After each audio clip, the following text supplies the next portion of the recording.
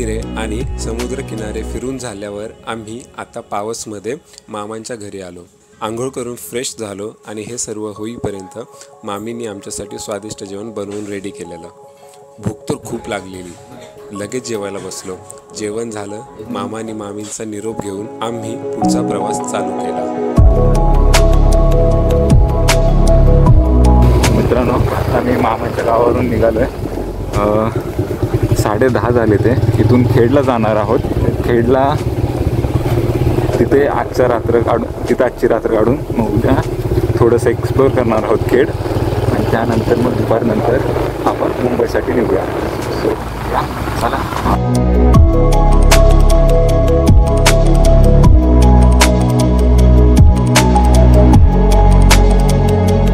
So finally आता खेडमध्ये पोचलोय. हे खेड रेल्वे स्टेशन. आधी हे लोकेशन बघा, मग सांगतो कुठे आहे आत्ता आपण. बघताय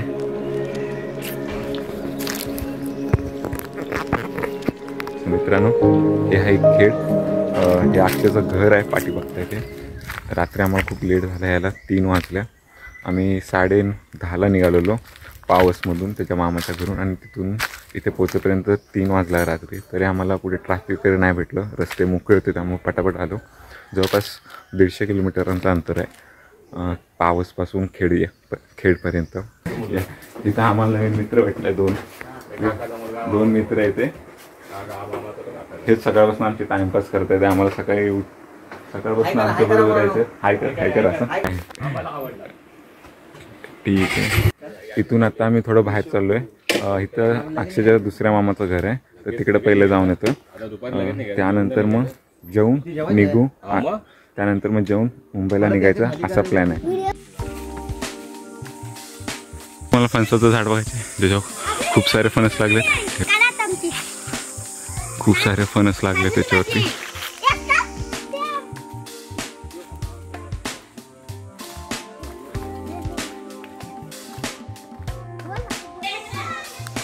हे अक्षयच्या मामाचं घर.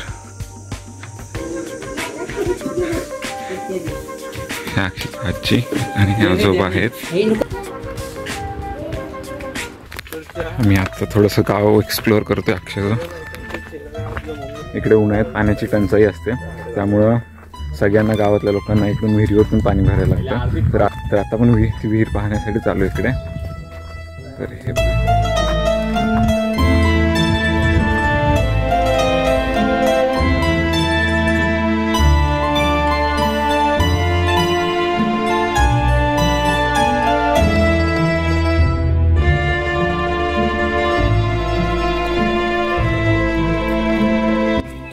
आता करून त्याची जाळी भेटली आम्हाला.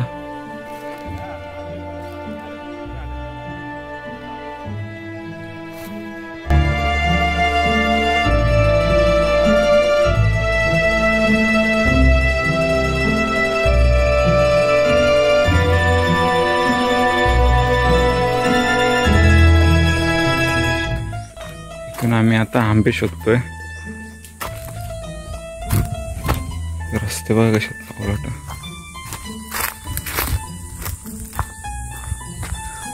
जंगलातून चाललंय. Man versus wild.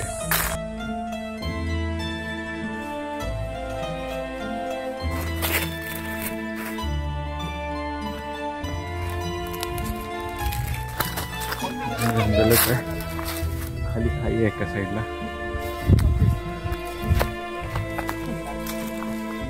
इथं मस्त या जाळ्यांची कमान तयार झाली. नैसर्गिक कमान.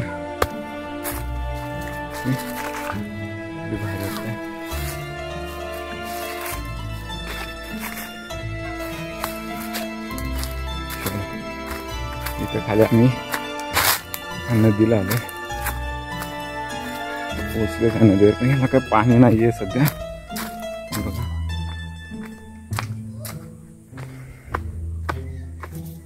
इकडं पाण्याची खूप कमतरता. इकडं पाणीच नाही ओढायला. मला पावसाळा चालू झाला की भरून आता तर दगड आहे ते.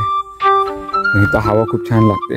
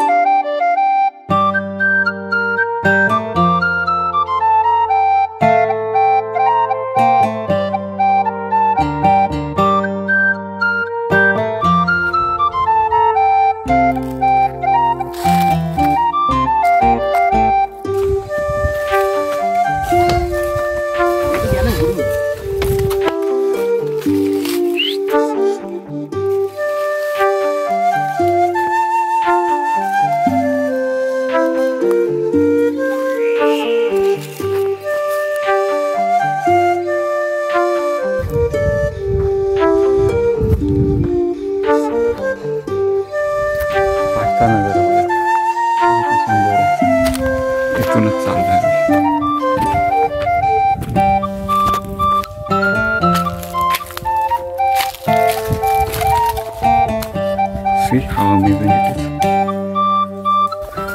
बस खूप झालं. आम्ही आंब्यांचा खूप शोध घेतला पण आंबे काही भेटले नाहीत. सो आता आम्ही रिटर्न चाललो आहे. लाक्षीच्या घरी पोचलो आता आपण थोडं पुढे. चला मित्रांनो मस्त की फ्रेश तयार झालं.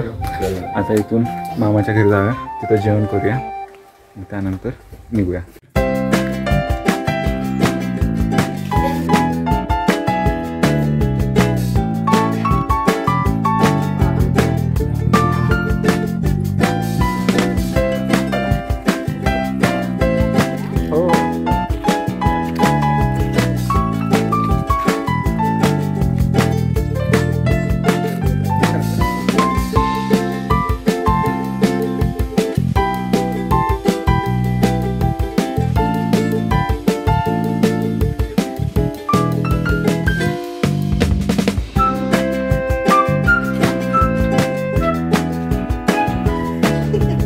मित्रांनो थोडंसं रेस्ट केली घरी येऊन, त्यानंतर पॅकिंग वगैरे केली आणि आता निघायची तयारी करतोय.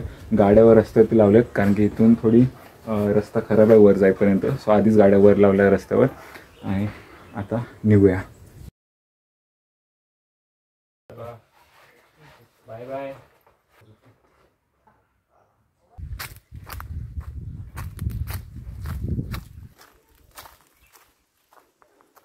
गणपती बाप्पा मोरया.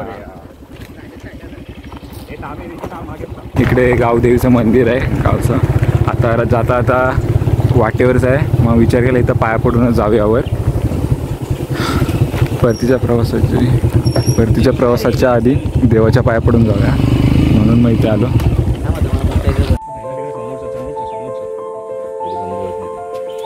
ही पालखी आहे वर, जाऊ शकतो ना यात. देवीच्या पालखी आहेत आणि इकडे देव,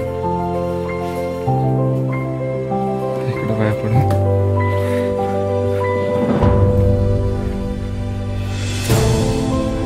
हे दुसरं मंदिर आहे त्या बाजूलाच, त्याची पण एक पालखी आहे इकडे.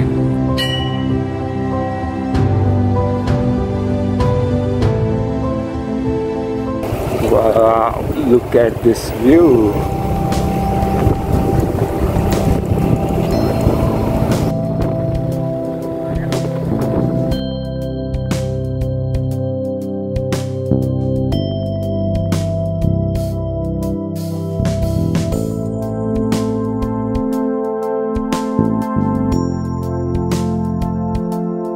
भरण्याला पोचलोय खेडमध्ये.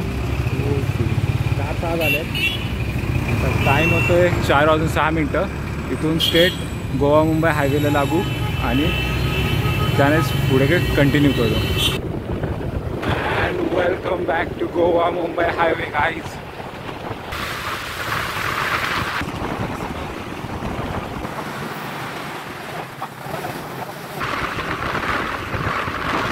हा आहे तो कशेडी घाटातून येणारा रस्ता आणि टनलमधून येणारा रस्ता हा इथं. तरी पूर्ण कशेडी घाट क्रॉस करायचा म्हटलं तर जवळपास 1 ते 1.5 तास वेळ लागतो. म्हणून हे नवीन रूट काढला आहे, टनल काढला आहे हा. यातून ऑलमोस्ट 10 ते 15 मिनटात हा जवळपास मोस्टली कशेडी घाट क्रॉस होऊन जातो. मित्रांनो हा आजच्या दिवसाचा सनसेट होता.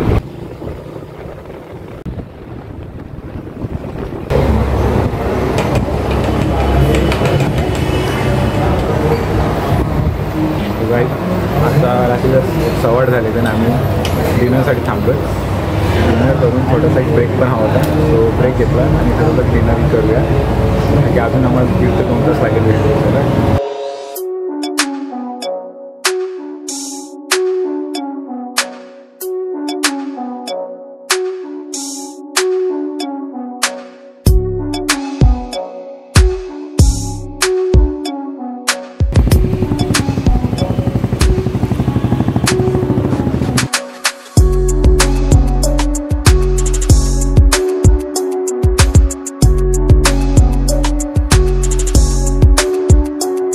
मित्रांनो फायनली ट्रिप संपली, मस्त झाला. अष्टविनायक दर्शन कोकण जवळ बाकीचे जवळ पोहोचले.